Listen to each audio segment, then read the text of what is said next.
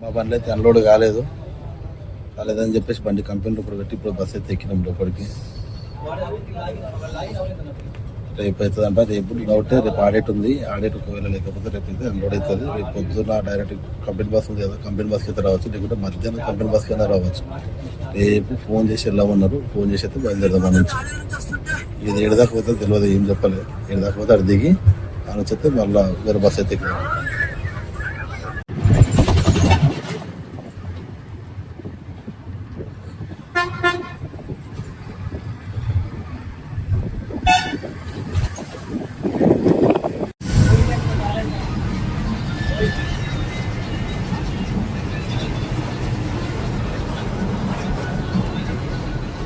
చూడాలైతే bus దిగి ఆ నుంచి మళ్ళీ ఆటో ఎక్కేసి ఆ నుంచి పార్కింగ్ కూడా లాస్ట్ దిగి నడుచుకుంటూ పోతున్నాను లోపలికి.